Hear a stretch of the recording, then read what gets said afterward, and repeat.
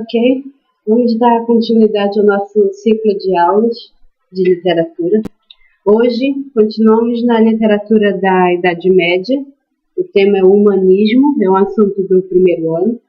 É um assunto curto, mas importante, para a gente entender, principalmente para a gente entender o próximo período, que é o Renascimento, o Classicismo.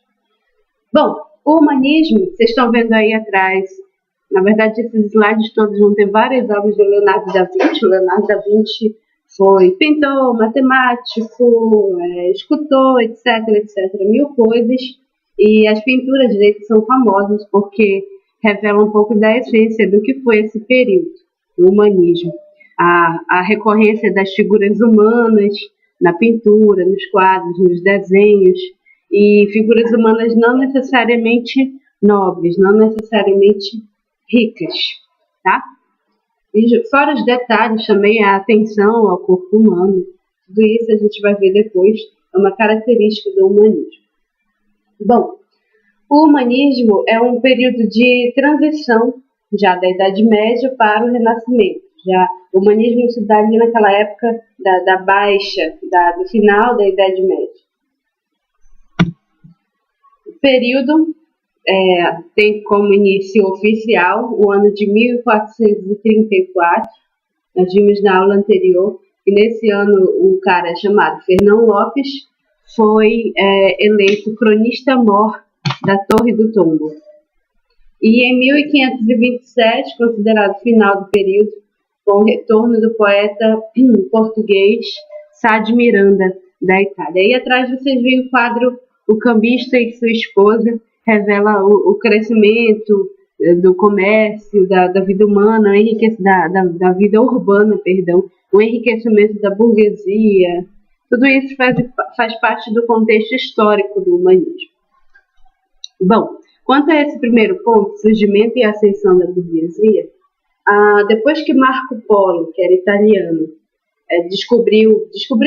conquistou aquela região ali, que ficou conhecida como região das Índias, o Oriente, a Itália começou a abrir comércio com aquela região e enriqueceu muito com isso. Especialmente o norte da Itália é quem tinha o domínio ali do comércio marítimo, especialmente em cidades de Veneza e Gênova. Eram cidades que tinham monopólio ali daquele lugar, a rota marítima para as Índias.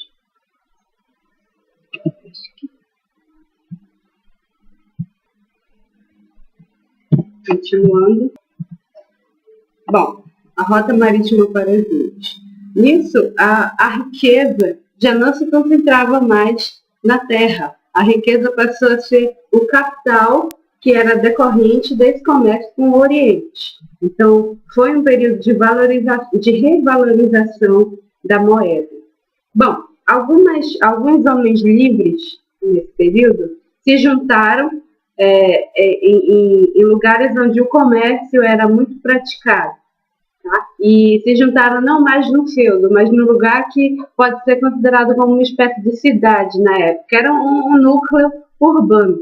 E esse núcleo urbano, como vocês estão vendo aí, na França, esse lugar fica na França, Carcassonne, se eu não me engano, esse lugar era rodeado por muralhas, que era uma forma de defesa, e essas muralhas tinham o nome de burgos, tá? Depois de burgos passou a significar a própria cidade em si. E quem morava nos burgos era chamado de burguês. Os burgueses eram homens livres, não eram nobres, não tinham ascendência nobre, não eram fidalgos, e com o tempo, com esse acúmulo de capital, com a ascensão da burguesia, eles obviamente passaram a ter poder político, já que tinham dinheiro, que era o que passou a ser valorizado na época. E hoje burguesia tem esse sentido de quem tem determinada classe, determinado poder na sociedade. E aquele quadro que nós vimos, O Cambista e Sua Esposa, revela um pouco dessa ascensão burguesa. Outro ponto é a conquista de Ceuta pelos portugueses. Bom, os portugueses foram o primeiro povo a se evadir da sua terra e tentar concorrer ali com a Itália, com Gênova e Veneza, pelo monopólio marítimo.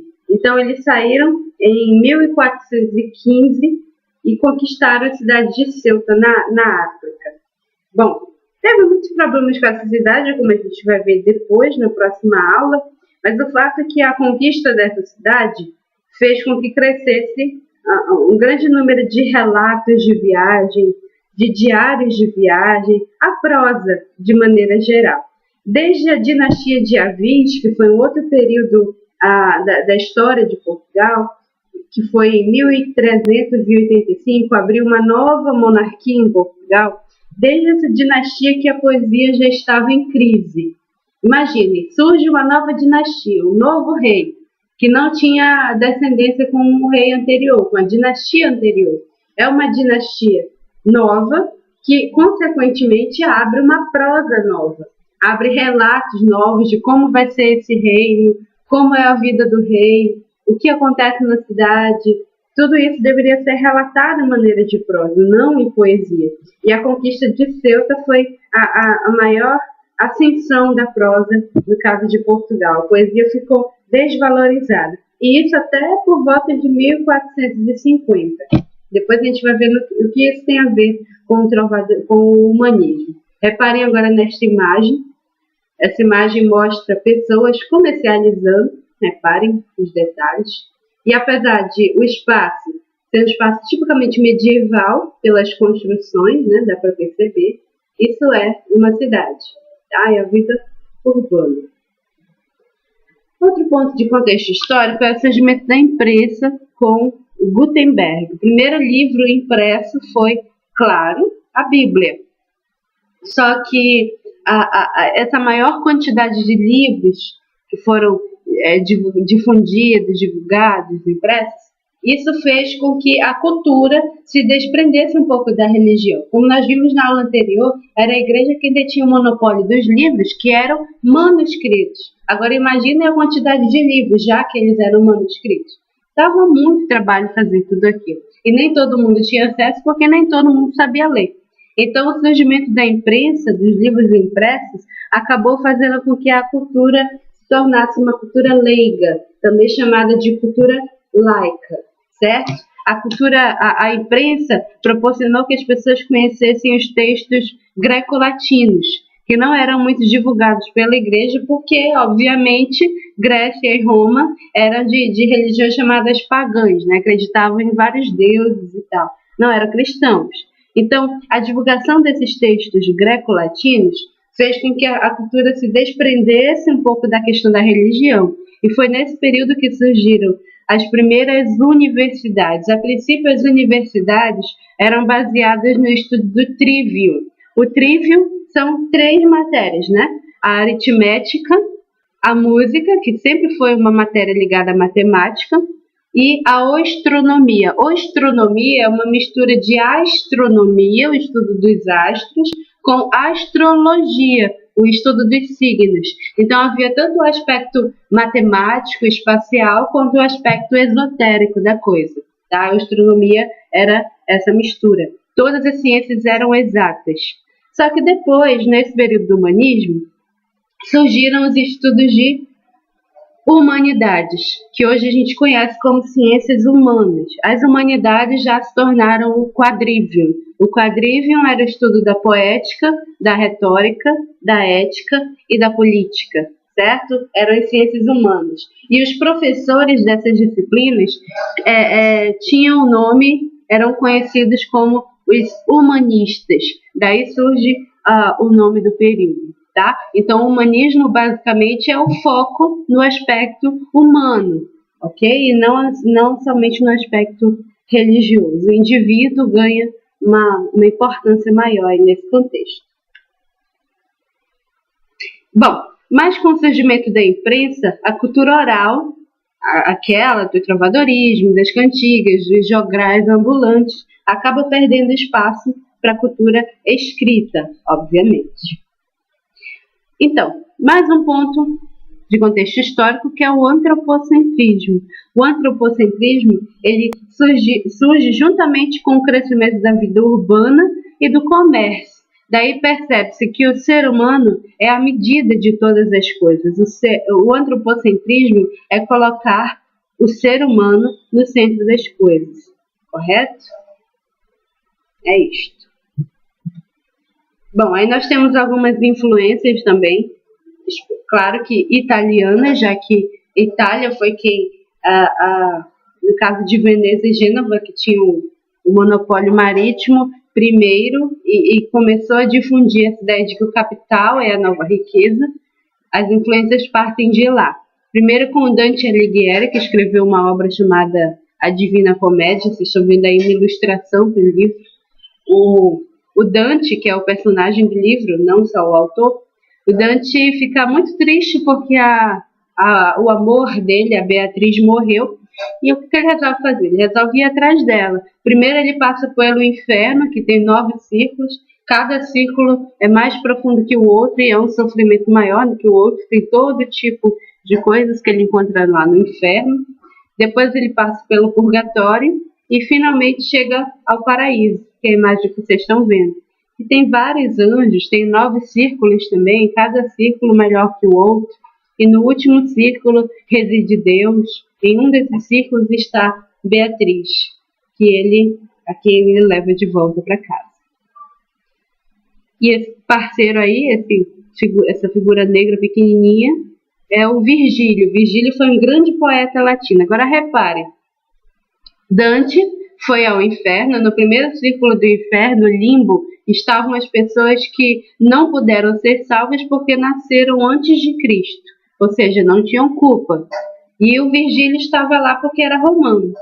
E o Virgílio foi quem acompanhou o Dante por toda a viagem, toda a trajetória. Repare que o guia do homem humanista é um homem latino, de mentalidade, de cultura greco-latina. Isso é muito importante. Há um outro poeta também, que é o Francesco Petrarca. O Francesco Petrarca começou a usar uma forma de poema que depois se tornou bastante importante. A gente vai falar mais dele no classicismo.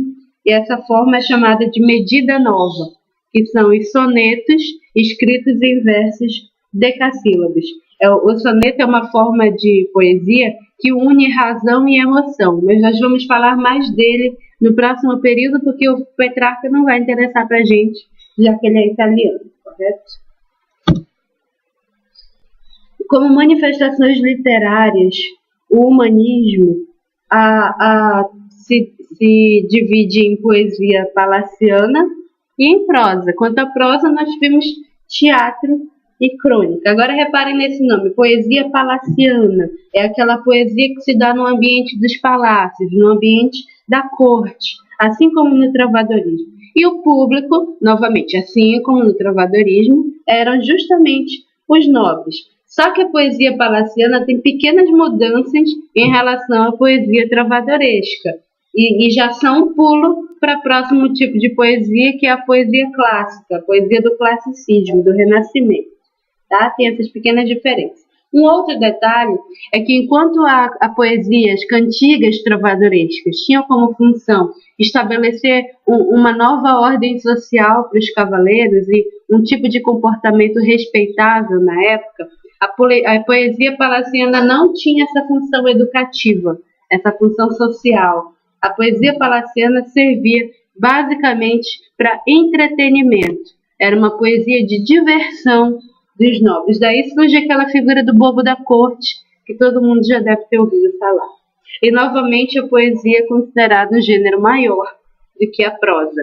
Tá? Já é diferente do que a gente viu lá no contexto histórico, como eu falei para vocês, com a conquista de Ceuta, a dinastia de Avis, a prosa passou a ser valorizada. Mas a partir do reinado, no século XV, do Dom Afonso V, o africano, um rei português, ele tinha esse apelido de o africano porque ele passou mais tempo na África do que em Portugal, mas ele reinava. No período do reinado dele, no século XV, a poesia já passou a ser mais valorizada. Daí ela foi afastada da música, ok? Então é isto. Vamos ver agora a outra parte.